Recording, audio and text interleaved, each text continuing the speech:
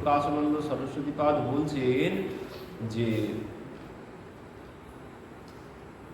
তুমি সন্ন্যাসী। প্রকাশানন্দ সরস্বতীপাদ তো অনেক কিছুই ভেবে রেখেছিল। চৈতন্য কেমন সন্ন্যাসী আমার কাছে আসুক, সন্ন্যাস ধর্ম কাকে বলে আমি শেখাবো তাকে, আগের থেকে ভেবে রেখেছেন। কিন্তু মহাপ্রভু যখন সম্মুখে গেছে আর সেই আগের ভাবনা তার মধ্যে নেই। শিক্ষা দিতে চেয়েছিলেন, যেমন সার্বভৌম ভট্টাচার্য বলেছিলেন উনি তো অল্প বয়সে সন্ন্যাস গ্রহণ করেছেন, কি করে সন্ন্যাস রক্ষা করবেন, তো আমার কাছে পাঠিয়ে দিও, আমি প্রত্যেক দিন বেদান্ত শ্রবণ করাবো যাতে মন অন্যদিকে না যায়। এই প্রকাশানন্দ সরস্বতীরও ঠিক ওই একই চিন্তা ভাবনা। তো সেই প্রকাশানন্দ সরস্বতীর সভায় যখন কাশীধামে মহাপ্রভু গেছে, তো সেখানে প্রকাশানন্দ সরস্বতীপাদ মহাপ্রভুর কাছে গিয়েছেন, গিয়ে বলছেন তুমি সন্ন্যাসী, আর সন্ন্যাসীর ধর্ম তো এটি নয়, সন্ন্যাসীর ধর্ম হচ্ছে বেদান্ত শ্রবণ। তুমি তা না করে নাম করো, কৃষ্ণ নাম করো, আর ধেই ধেই করে নাচো কাঁদো, এইসব কেন? তো তখন মহাপ্রভু কি বললেন? মহাপ্রভু বলছেন, গুরু মোরে মূর্খ দেখি করিলা শাসন, মূর্খ ওরে নাই বেদান্তে অধিকার, কৃষ্ণ মন্ত্র জপ কর এই মাত্র সার। বললেন এটাই হচ্ছে সার, এই কৃষ্ণ মন্ত্র। এই আমার গুরুদেব বলেছেন কৃষ্ণ নাম জপ করার জন্য, আমার দ্বারা বেদান্ত অধ্যয়ন আমি পারবো না, তো সেই জন্যে আমার গুরুদেব এই কথা বলেছেন। তো মহাপ্রভু সেখানে বলছেন, তো তুমি এইভাবে দেই দেই করে নাচো কেন? তার উত্তরে মহাপ্রভু বলছেন যে দেখো, আমি নাচি না, আমি কাঁদি না, নাম মোরে হাসায় কাঁদায়, নাম মোরে হাসায় কাঁদায়। বলছে নাম, এই নামের ফলেই আমি হাসি কাঁদি নাচি গাই, এই নামই আমাকে হাসায় কাঁদায় নাচায় গাওয়ায়। আমি নাচি না, আমি কাঁদি না, আমি হাসি না, এই নামের প্রভাবে। মহাপ্রভু বলছেন আমার গুরুদেব বলেছেন, আমার গুরুদেব যখন এই নামের উপদেশ আমাকে করলেন, আমি সেখান থেকে এই নাম আর ছাড়ি না। তো সেই জন্যে আমার গুরুদেব বলল যে কৃষ্ণ নামের ফল প্রেম, এ তো সর্বশাস্ত্রে কয়, কোনো ভাগ্যে সেই প্রেম তোমার হইল উদয়। বললেন কোনো ভাগ্যে সেই প্রেম তুমি লাভ করেছো, আর এই জন্যেই তোমার মধ্যে এই অষ্টসাত্ত্বিক বিকার দেখা দেয়, হাসো কাঁদো নাচো গাও ধেই ধেই করে, এই জন্যেই আমি নাচি। আমি নাচি না, এই নাম আমাকে নাচে। তো মহাপ্রভু এই প্রকাশানন্দ সরস্বতীপাদকে দিয়ে আমাদেরকে শিক্ষা দিলেন যে কৃষ্ণ নামের ফল প্রেম, প্রেম ভক্তি লাভ হবে কৃষ্ণ নামের দ্বারা। আরেকটি আছে শ্রবণের দ্বারা, শ্রবণের দ্বারাও প্রেম ভক্তি লাভ করা যায়। ওই যে নিত্য শুদ্ধ কৃষ্ণ প্রেম সাধ্য কবু নয়, শ্রবণ আদি শুদ্ধ চিত্তে করয়ে উদয়। শ্রবণ আগে করতে হবে, শ্রবণ করে চিত্ত শুদ্ধ হবে, শ্রবণ করতে করতে চিত্ত শুদ্ধ হবে। ওই যখন শুদ্ধ চিত্তে আমি নাম আশ্রয় করব, তখনই প্রেম ভক্তি লাভ হবে। আর এটি হচ্ছে জীবের একমাত্র সাধ্য সাধন, অন্য কোনো কিছু সাধ্য সাধন নয়, একমাত্র প্রেম ভক্তি হচ্ছে সাধ্য সাধন। আর এই প্রেম ভক্তিতে কি হবে? আর প্রেম ভক্তি না থাকলেও বা কি হবে? বললেন প্রেম ভক্তি না থাকলে কোনো লাভ হবে না।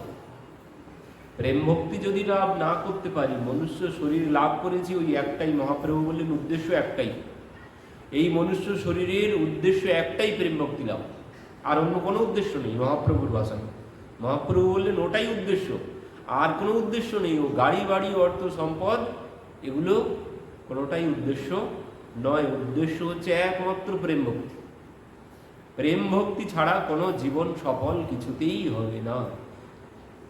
তুলসীদাসজি তো বলেই দিলেন, প্রেম ভক্তিবিহীন জীবন কেমন, যেমন লবণবিহীন ব্যঞ্জন।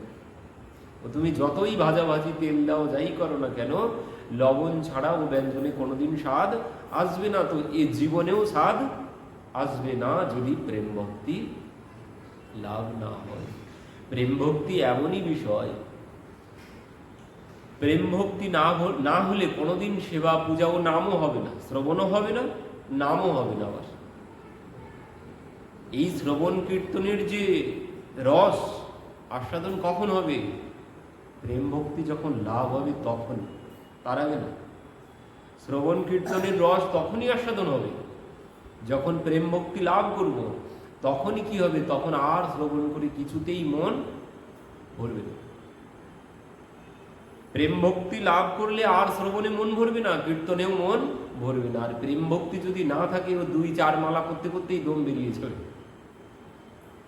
প্রেম ভক্তি যদি না থাকে, সেবা পূজায় কষ্ট হবে, যত তাড়াতাড়ি হয়ে যায়। যখন প্রেম ভক্তি লাভ করব তখন আর কষ্ট হবে না, সারা দিন ধরে করলেও আর কষ্ট হবে না। প্রেমের জন্য মানুষ কি না করে ফেলছে, কোনো কষ্টই কষ্ট বলে তখন আর মনে হয় না। তো বললেন ওই প্রেম ভক্তি যখন লাভ হবে তখনই নাম হবে, তখনই একমাত্র নাম সম্পূর্ণ হবে। প্রেম ভক্তি ছাড়া যে কথা বললেন, খাইতে শুইতে যথা তথা নাম লয়, দেশ কাল নিয়ম নাস্তি সর্বসিদ্ধি হয়। তো সর্বসিদ্ধি কখন হবে? যতদিন না প্রেম ভক্তি লাভ হচ্ছে, যতদিন না ও 4 মালা 8 মালা 32 মালা 16 মালায় কোনো কিছু হবে না। নামের ফল তখনই পাবো যখন প্রেম ভক্তি এই করতে করতে, প্রথম দিকে তো ওইভাবে জোর করে করতে হবে, প্রথম দিকে জোর করে করতে হবে, করতে করতে যখন ওই প্রেমের অঙ্কুর হবে তখনই আস্তে আস্তে নাম বাড়তে শুরু করবে। আর তখনই ওই খাইতে শুইতে যথা তথা নাম লয়, তখনই হবে। যখন প্রেম ভক্তি লাভ করব তখনই আমি সর্বক্ষণ নাম করতে পারবো, তখন আর সেবা পূজায় কোনো কষ্ট হবে না। কিন্তু যদি প্রেম ভক্তিবিহীন, প্রেম ভক্তি যদি না থাকে, সেবা পূজাও হবে না, ও বাধ্য হয়ে করতে হচ্ছে, করতে হয় তাই করতে হচ্ছে। আর যদি প্রেম ভক্তি থাকে, সেখানে জীবন চলে গেলেও কোনো কষ্ট হবে না। সেবা করতে করতে জীবন শেষ হয়ে যাবে, তবুও কষ্ট হবে না। যদি প্রেম ভক্তি লাভ করি, তার কত কত প্রমাণ আছে, কত ভক্ত আছেন তারা জীবন শেষ হয়ে যাচ্ছে। দেখুন, এই যারা এত আরাম আয়েসের মধ্যে ছিলেন, সেই রঘুনাথ দাসজি, প্রেম ভক্তি কেমন বিষয় দেখুন। যিনি চতুর্দোলা ছাড়া চলেন না, যিনি কোনোদিন নিজে হাতে স্নান করেননি, মাথায় জল ঢালেননি কোনোদিন, চতুর্দোলায় চলেন, আর সেই তিনি ছুটতে শুরু করেছেন, সোনার পালঙ্কে শয়ন করেন। তো এখন তিনি ছুটতে শুরু করেছেন পায়ে হেঁটে, পুরীধামে ব্যান্ডেল থেকে 12 দিনে চলে গেলেন। 3 বেলা মাত্র ভোজন করেছেন, 3 দিন, মানে 3 বার ভোজন করেছেন মাত্র 12 দিনের মধ্যে। কষ্ট হচ্ছে না, আমরা একদিন পারি না একাদশীতে অনাহারে থাকতে, আর তিনি 12 দিনের মধ্যে মাত্র 3 বার ভোজন করেছেন। দেখুন প্রেম ভক্তির শক্তি কেমন। প্রেম না হলে কোনোদিন সম্ভব। পায়ে হেঁটে দৌড়াতে শুরু করেছেন, ব্যান্ডেল থেকে দৌড়িয়ে তিনি পুরীধামে গিয়ে উপস্থিত হয়েছেন। এ সম্ভব কখন? প্রেম ভক্তি ছাড়া কোনোদিন সম্ভব নয়। প্রেম ভক্তি ছাড়া সেই রূপ সনাতন গোস্বামীর মতো কোনোদিন সম্ভব? তাদের কি ছিল না? এখন তারা ছেঁড়া কাঁথা নেড়া মাথা পরনে বহির্বাস, এক এক বৃক্ষতলে এক এক রাত্রিবাস। এই হচ্ছে প্রেম ভক্তি লাভের ফল, এই হচ্ছে প্রেম ভক্তি লাভের ফল। প্রেম ভক্তি ছাড়া কোনোদিন সম্ভব নয়। ও অনাহারে থাকলেও কোনো কষ্ট হবে না, প্রেমীর কোনো কষ্ট নেই। ওই যে প্রেমের মরা জলে ডুবে না বলে না, প্রেমের মরা ও জলে ডুববে না, কোনোদিন জলে ডুববে না। তো প্রেম ভক্তি যদি লাভ করে ফেলি আমি, তখন আর কষ্ট বলে কোনো কিছুই মনে হবে না। গাছতলায় সারা রাত বসে আছেন, একটা করে রুটি খেয়ে পারবো? আমরা পারবো একটা রুটি সারা দিনে? তাও কি বালির মধ্যে ডুবিয়ে, বালি গর্ত করে বালির মধ্যে পুড়ে রাখেন, সেই রুটি একটা করে দিনে বার করেন, করে ওই যমুনার জলে ধুয়ে ওই একটা রুটি দিনে নিয়ে এবার ওই নাম কাজ কর্ম মহাপ্রভু বলেছেন ওই উদ্ধার করা সমস্ত তীর্থ, তাদের জন্যই তো আজ আমরা বৃন্দাবন পেয়েছি। তো এত পরিশ্রম, তারা ফিতে ধরে ধরে মেপে মেপে কোথায় কোন লীলা হয়েছে সব বার করেছেন। তো এত কষ্ট করেছেন এই একটা করে রুটি খেয়ে, তারপরে আবার নাম। আর আমাদের তো একটু কষ্ট হলেই থাক, আজকে ও পারা যাচ্ছে না, এই অবস্থা হয়। এই অবস্থা কেন হয়? প্রেম ভক্তি নেই তাই। প্রেম ভক্তি যখন আসবে তখন স্থান কাল পাত্র গরম তাপ কোনো কিছু লাগবে না, ঠান্ডাও লাগবে না, গরমও লাগবে না, কোনো কিছু লাগবে না, যদি প্রেম ভক্তি লাভ করতে পারি। তো এই জন্য মহাপ্রভু বলেন একমাত্র প্রেম ভক্তির সাধ্য সাধ, এটাই জীবের একমাত্র সাধ্য সাধন। আর সেই প্রেম ভক্তি লাভ করবো কোথা থেকে? প্রেম ভক্তি লাভ হবে শ্রবণ আর কীর্তন, ওই নামের দ্বারা। আর এই কথা শ্রবণ থেকেই প্রেম ভক্তি লাভ হবে। ওই যে কপিল ভগবান ওই কথা বলেছেন, শতাং প্রসঙ্গান মম বীর্য সম্বিদ ভবন্তি হৃদকর্ণ রসায়ন কথাহ তজ্জ সনা দাস্য পবর্গ বত্মনি শ্রদ্ধা রতির ভক্তির অনুক্রমেশ্বতী। ওই প্রেম ভক্তি ওখানেও আসবে, আস্তে আস্তে শ্রদ্ধা আসবে। শ্রদ্ধা রতির ভক্তির অনুক্রমেশ্বতী মানে ক্রমে ধাপে ধাপে ধাপে ধাপে শ্রবণ করতে করতে তুমি এই প্রেম ভক্তি লাভ করবে। তবে তোমাকে শ্রবণ করতে হবে। শতাং প্রসঙ্গান মম বীর্য সম্বিদ ভবন্তি হৃদকর্ণ রসায়ন কথা। বলছেন এই কথা রসায়ন, এই ভাগবত কথা, এই কথা হচ্ছে রসায়ন। রসায়ন কি? রসায়ন কি? রসায়ন হচ্ছে রোগ হওয়ার আগে যেটি গ্রহণ করা হয় যাতে রোগ না হয়, তার জন্য যে প্রস্তুতি। আমার যাতে রোগ না হয়, আমার যাতে সুগার না হয়, তার জন্য আমি যে প্রস্তুতি নেই। অনেকে অনেক রকমের প্রস্তুতি নেয়। কেউ নিমের পাতা, হলুদ, গিলয় এই সমস্ত কিছু গ্রহণ করে। কেন? যাতে আমার সুগার না আসে, যাতে আমার ক্যান্সার না হয়, তার জন্য নানান রকমের প্রস্তুতি আগের থেকে। এর নাম হচ্ছে রসায়ন, যেটি রোগ হওয়ার আগে গ্রহণ করা হয় যাতে রোগ না আসে। আর যেটি রোগ হয়ে গেলে গ্রহণ, সেটি হচ্ছে ঔষধ। রসায়নে আর তখন কাজ হবে না, এবার ঔষধ চাই। রোগ হয়ে গেছে তখন ঔষধ, আর যখন রোগ হয়নি তার জন্য আগের থেকে যদি তুমি ব্যবস্থা নাও, তাহলে রোগ আর তোমার কাছে আসবে না। তো এই হচ্ছে সেই রসায়ন। এই ভাগবত হচ্ছে রসায়ন। এই কথা যদি আগের থেকে আমি শ্রবণ করি আস্তে আস্তে, বলেন রোগ আর কোনো রোগ আসবে না। কোন রোগ? ভবরোগ। ভবরোগ আর আমাকে ধরতে পারবে না যদি প্রত্যেক দিন একটু একটু করে এই রসায়ন গ্রহণ করা যায়। ভবরোগ কি? ভবরোগ হচ্ছে ওই যে ত্রিতাপ জ্বালা, এটি ভবরোগ। আর কি? আর হচ্ছে পুনরপি জন্মনম পুনরপি মরণম পুনরপি জননী জঠরে শয়নম। এই হচ্ছে ভবরোগ। তো এই রোগ আর আসবে না যদি একটু একটু করে এই রসায়ন প্রত্যহ গ্রহণ করা যায়। তো এই জন্যে বললেন যে শ্রবণ আর কীর্তন এই হচ্ছে জীবের একমাত্র সাধন। এই সাধন মানে পরিশ্রম। আর সাধ্য কি হবে? সাধ্য হবে প্রেম ভক্তি। প্রেম ভক্তিটাই জীবের একমাত্র সাধ্য। গাড়ি বাড়ি অর্থ সম্পদ এগুলো সাধ্য নয়। গাড়ি বাড়ি অর্থ সম্পদ দিয়ে ও কোনো কর্মই মানে কোনো কিছুই হবে না। কি তার জন্যই বলছেন যে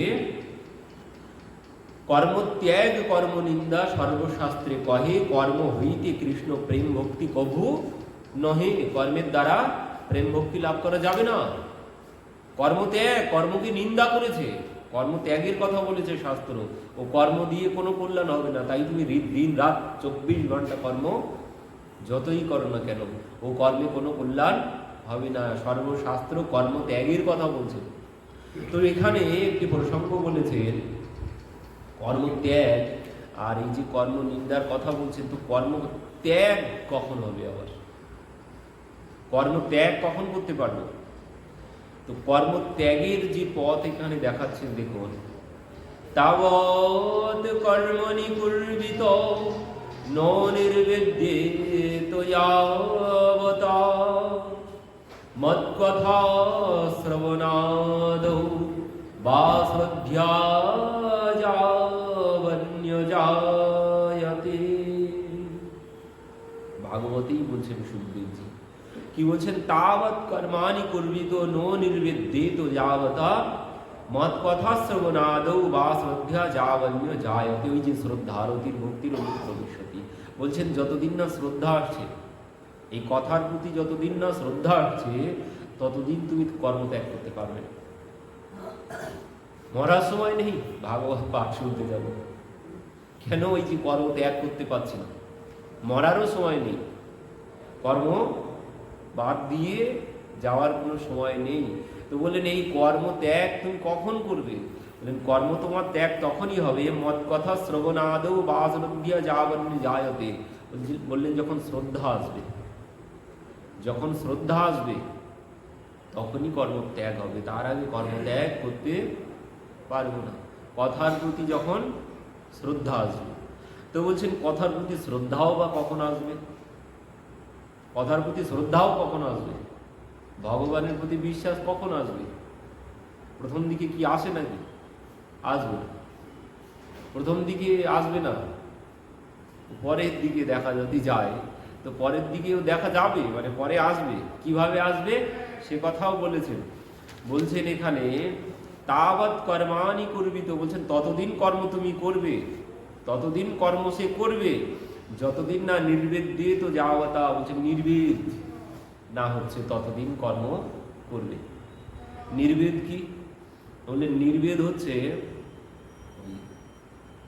যার জন্যে করি চুরি সেই বলে চোর, এর নাম নির্বেদ।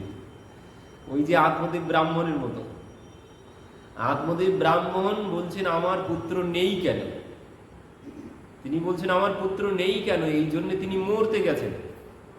পুত্র হয়নি তাই বলছেন সংসার করলাম, সংসার করে যদি পুত্র কন্যা না হয় তাহলে ও সংসারের কোনো মূল্য আছে? বলছেন সংসারের তো কোনো মূল্য নেই, বললেন ও জীবনেরও কোনো মূল্য নেই। এই হচ্ছে নির্বেদ অবস্থা। ও আর ভালো লাগছে না, কর্মত্যাগ করে দিয়েছেন, দিয়ে মরতে গেছেন, কর্মত্যাগ হয়ে গেছে। কেন? সন্তান নেই তাই কর্মত্যাগ করেছেন, মরতে গেছেন, এই জীবন রেখে আর লাভ নেই। তো সেখানে কি হলো? সেখানে এবার সাধুর সাথে দেখা হলো।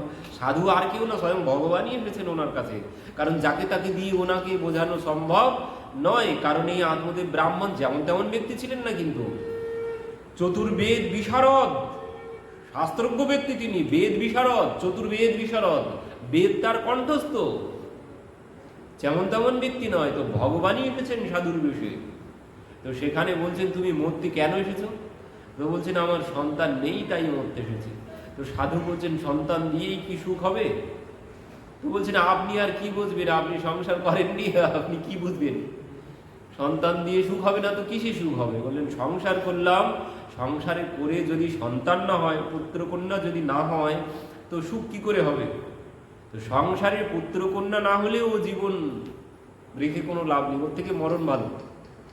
তো সাধু বলছেন তাহলে সংসারে পুত্রকন্যা দিয়েই সুখ হয়? তো বলছেন তাই তো হয়, পুত্রকন্যা না হলেও সংসারে কোনোদিন সুখ নেই। তো বলছেন ওই যে মহারাজ সগর, তার কতগুলো পুত্র ছিল? বলছেন 60,000 পুত্র ছিল। তার কি সুখ হয়েছে? তার কি সুখ হয়েছে পুত্র দিয়ে? তো বলছেন তো আর কোনো কথা বলতে পারছেন না। তো এবার আত্মদেব ব্রাহ্মণ বলছেন দেখুন আপনি ওই সমস্ত জ্ঞান আমাকে দেবেন না, ও সব আমি জানি, ওই সমস্ত জ্ঞান আমি সব জানি। আপনি সংসার করেননি তো আপনি বুঝবেন কি করে? সংসারে পুত্র কন্যা না হলে সুখী হওয়া যায় না। তো আপনি কি করবেন? বলছেন আমি মরতে এসেছি। তো তখন সাধু বলছেন আপনি মরতে এসেছেন? আপনার ভাগ্যে লেখা যা দেখতে পাচ্ছি আমি, সপ্ত জন্ম অবধি তব পুত্র নৈবচ নৈবচ, 7 জন্মেও আপনার পুত্র হবে না। আপনি কয় জন্ম ধরে মরবেন? আপনার এই জন্মের কি 7 জন্মেও আগামীতে আপনার পুত্র হবে না। আর যেই বলেছেন ইনি তো পণ্ডিত ব্যক্তি, ইনি সঙ্গে সঙ্গে ধরে ফেলেছেন, বলছেন আপনি যখন বলতে পেরেছেন আমার 7 জন্মেও পুত্র হবে না, আমি 1 জন্মের দুঃখ নিয়ে বাঁচছি না, আপনি আমার দুঃখ 7 গুণ বাড়িয়ে দিয়েছেন। তো আপনি যখন বলতে পেরেছেন 7 জন্মেও আমার পুত্র হবে না, তো আপনিই ব্যবস্থা করতে পারবেন, আপনি ব্যবস্থা করুন যাতে আমার পুত্র হয়। আপনি যেমন তেমন কেউ না, আমি বুঝতে পেরেছি।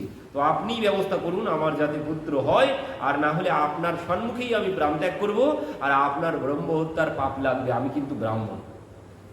আর যেই বলেছেন সাধু বলছে যে বিনা কারণে ব্রহ্ম হত্যার পাপ নিতে হবে, ঠিক আছে আপনি যখন শুনবেন না তো নিয়ে যান। ফল বার করে দিয়েছেন।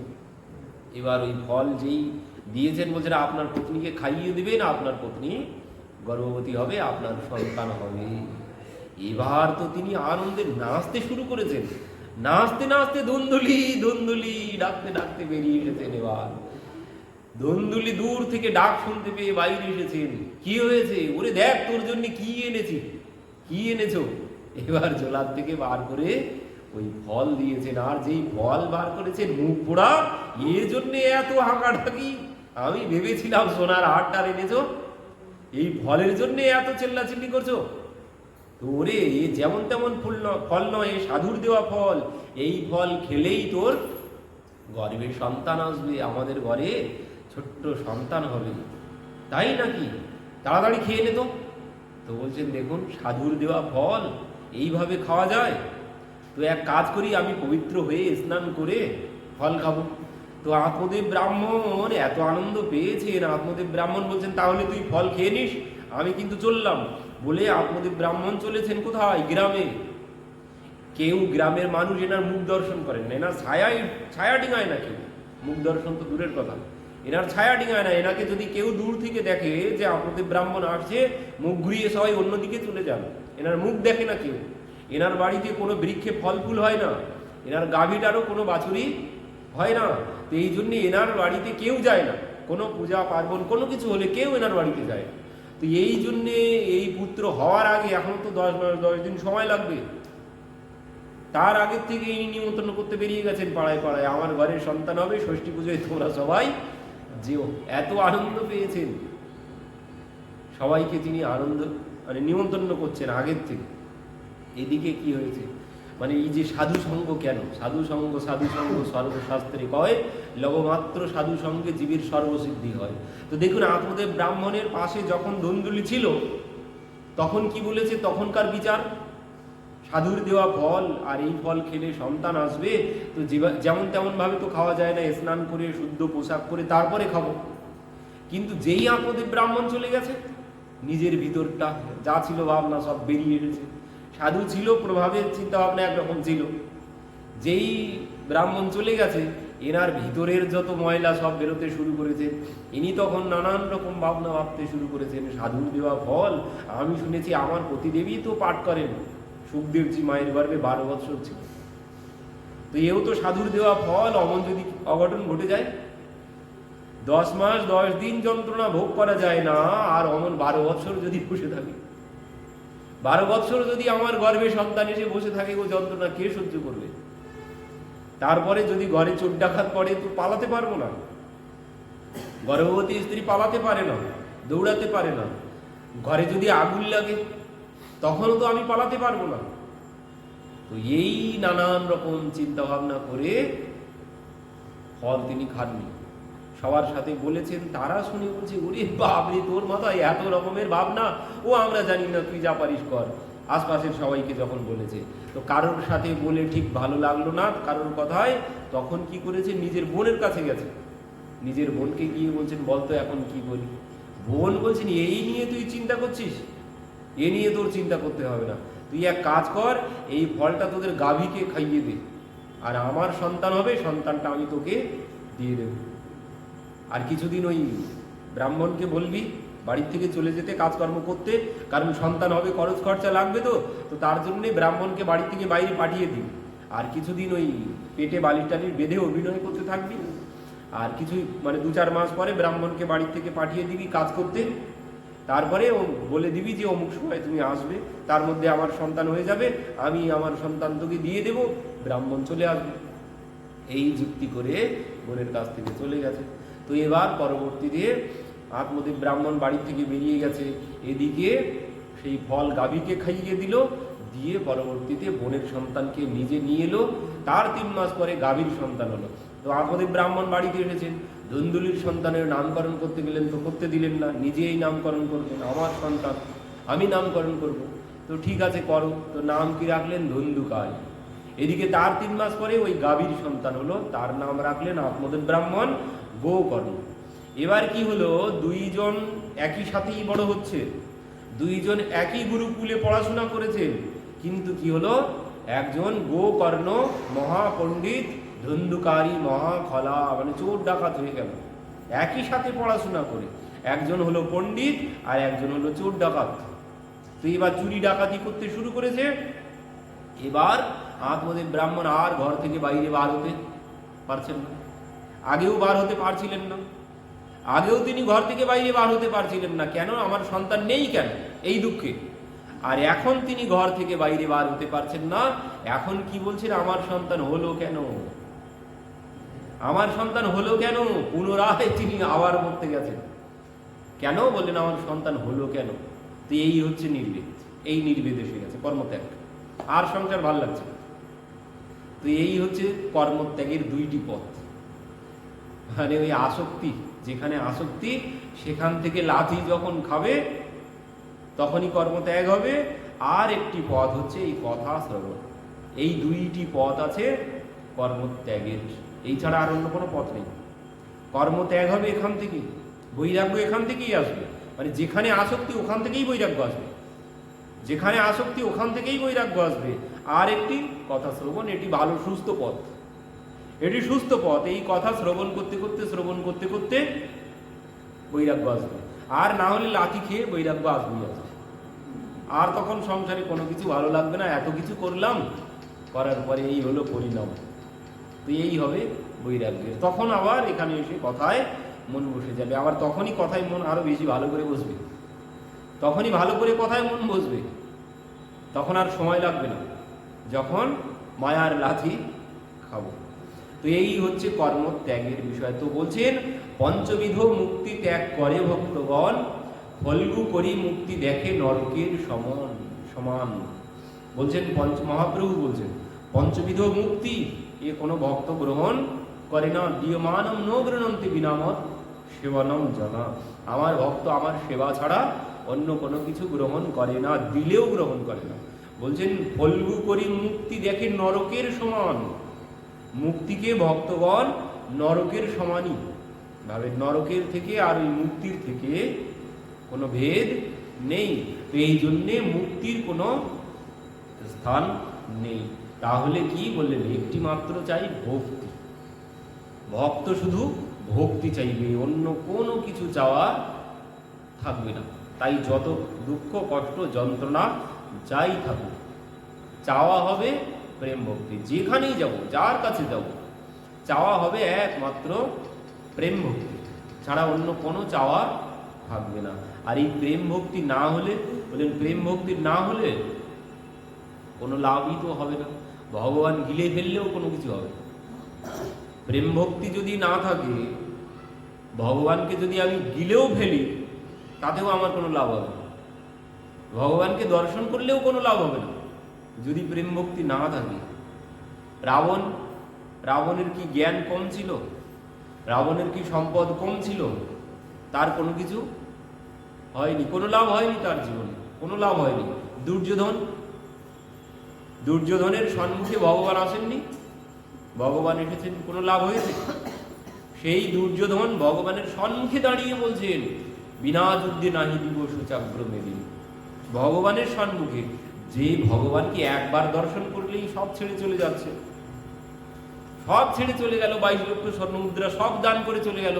লক্ষ হীরার মতো ব্যক্তি, এত আসক্ত যার সংসারে, যার কাছে এন্ট্রি নিতে গেলে একটা করে হীরা দিতে হতো, একটা করে হীরা নিত সে সবার কাছ থেকে।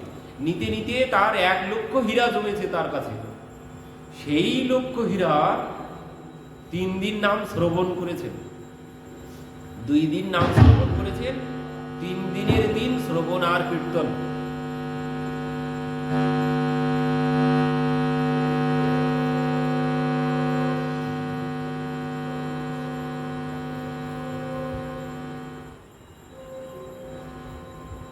তিন দিনের দিন লক্ষ হীরা কি করলেন? প্রভুর চরণে গিয়ে 3 দিনের দিন লক্ষ হীরা কীর্তনও করেছে প্রভুর সাথে, হরিদাস ঠাকুরের সাথে তিনি কীর্তনও করেছেন। যখন হরিদাস ঠাকুর ভোরবেলা উচ্চৈশ্বরে নাম করছেন, তখন 3 দিনের দিন ইনি আর থাকতে পারলেন না, ইনিও হরিদাস ঠাকুরের সাথে নাম করতে শুরু করেছেন। হরিদাস ঠাকুর যেই নাম বিশ্রাম দিয়েছেন, কি হল? ঠাকুর কি করে এই ভবক্লেশ দূর হবে তুমি করো উপদেশ, কি করে এই ভবক্লেশ আমার দূর হবে তুমি উপদেশ করো। তো বলছেন যাও ঘরের দ্রব্য ব্রাহ্মণে করো দান। হরিদাস ঠাকুর বলছেন ঘরের দ্রব্য ব্রাহ্মণে করো দান। তো সে বাড়িতে গিয়েছেন, গিয়ে ঘরে যা কিছু ছিল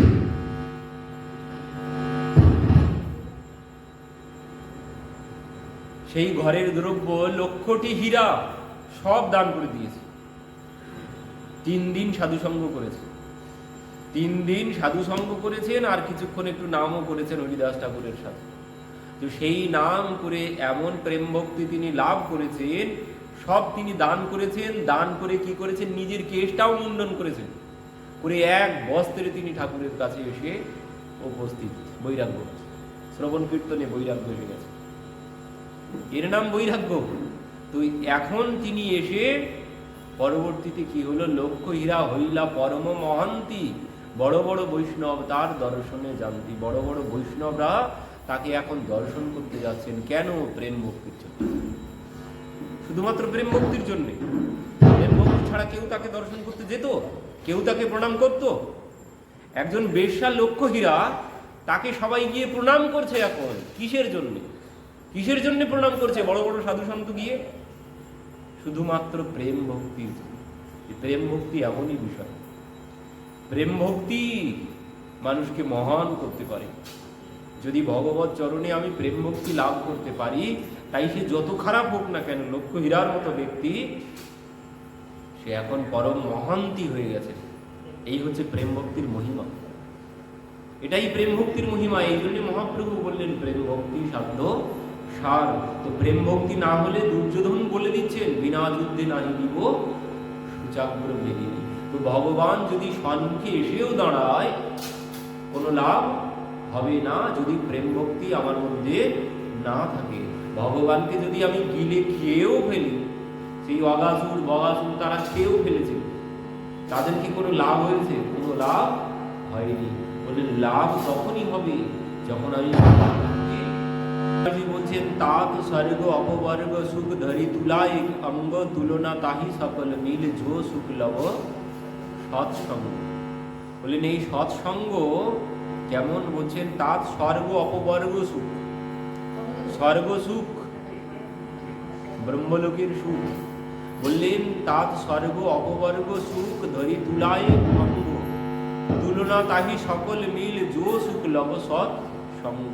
বলছেন এই সৎসঙ্গ যে সুখ দান করতে পারে, ও স্বর্গ সে সুখ দিতে পারে না, ব্রহ্মলোক সে সুখ দিতে পারে না। যে সুখ দিতে পারে সাধু সঙ্গ, সৎসঙ্গ যে সুখ দান করতে পারে। কোন সুখ দান করতে পারে? বলছেন এমনই সুখ দান করতে পারে সাধু সঙ্গ। এই কথা যে সুখ দান করতে পারে, যে এমন সুখ কোথাও পাওয়া যাবে না। এখানে যে সুখ পাওয়া যাবে, বললেন সেই সুখ কোথাও পাওয়া যাবে না। এ কথা মানে শুশ্রূষবি তৎসনম, শ্রবণ করলেই সঙ্গে সঙ্গে ফল পাওয়া যাবে। যদি মন দেওয়া যায় এই কথার মধ্যে, মানে সঙ্গে সঙ্গে তাৎক্ষণিক ফল। কি হবে? তাৎক্ষণিক ফল হচ্ছে সমস্ত ত্রিতাপ দূর হয়ে যাবে। সমস্ত ত্রিতাপ তো দূর হবেই শ্রবণের সাথে সাথে, কোনো কিছু মনে থাকবে না যতক্ষণ আমি কথার মধ্যে মন দিতে পারব। আর সুদূর প্রসারী যে ফল, সব থেকে বড় সুখ এই কথার, সব থেকে বড় সুখ কোনটি? সব থেকে বড় সুখ হচ্ছে ওই, আর আমাকে এই ভববন্ধন আর ভোগ করতে হবে না। এটাই হচ্ছে সর্বসুখ, সব থেকে বেশি সুখ। এখন যে সুখ পাচ্ছি তার থেকেও বেশি সুখ ওটাই, যখন আর আমাকে এই জন্ম মৃত্যুর যে যন্ত্রণা, এই যন্ত্রণা থেকে মুক্ত হয়ে যাব। এই কথার সব থেকে বড় ফল। যতদিন বেঁচে থাকবো ততদিন তো সুখ পাবই। কথা শ্রবণের একটি ফল আছেই, শ্রবণ মঙ্গলম, সুখ পাবই, সমস্ত দুঃখ দূর হয়ে যাবে। আর সব থেকে বড় সুখ, আমাকে আর এই জন্ম মৃত্যু চক্রে, আমাকে আর এই যন্ত্রণা ভোগ করতে হবে না। আর সব থেকে বড় সুখ হচ্ছে এটি, ভগবানকে পেয়ে যাব। ভগবান কি চান? ভগবান কি চান আমার কাছে? ভগবান চান এটি যেন ঈশ্বর অংশ, জীব অবিনাশী। জীব হচ্ছে ভগবানের অংশ, আমি তারই অংশ। তো যেমন পিতামাতা চায় আমার সন্তান আমার সাথেই থাকুক, আমার পাশেই থাকুক, তো ঠিক তেমন ভগবানও চান আমার সন্তান আমার কাছে ফিরে আসবে। অন্য কোনো চাওয়া নেই কিন্তু। ভগবান কিন্তু অন্য কোনো কিছু চান না। ও গাড়ি বাড়ি অর্থ সম্পদ কোনো কিছু চান না, তিনি কোনো কিছু তার চাওয়া নেই। ভগবান চান আমার সন্তান আমার কাছে ফিরে আসুক, সে যেন এই জন্ম মৃত্যু চক্রে যন্ত্রণা আর ভোগ না করে। এটাই হচ্ছে তার চাওয়া, এটাই হচ্ছে তার চাওয়া। তিনি চান যেন কেউ আর জন্ম মৃত্যু চক্রে, আমরা কষ্ট ভোগ করছি, তিনি সহ্য করতে পারছেন না, তিনি সহ্য করতে পারেন না আমাদের যন্ত্রণা। আর এই জন্যেই তো তিনি কৃপা করে এই মনুষ্য শরীর দান করেছেন। বলছেন যে দেখো, আমি তোমাকে আরেকটা সুযোগ দিয়ে দিলাম, আমার কাছে আসার জন্যে। তোমার যন্ত্রণা দেখে আমি আর সহ্য করতে পাচ্ছি না। তুমি যে বারবার জন্মগ্রহণ করছো, বারবার মৃত্যুবরণ করছো, এই যন্ত্রণা আমি আর সহ্য করতে পারছি না। তো এই জন্যে আমি তোমাকে সুযোগ দিয়ে দিলাম, তুমি যাও, যাতে আমার কাছে চলে আসতে পারো। এটাই হচ্ছে তার একমাত্র চাওয়া। অন্য কোনো চাওয়া তার কাছে, আমাদের কাছে তার নেই। তার এইটুকুই চাওয়া, যেন সবাই আমার কাছে চলে আসে।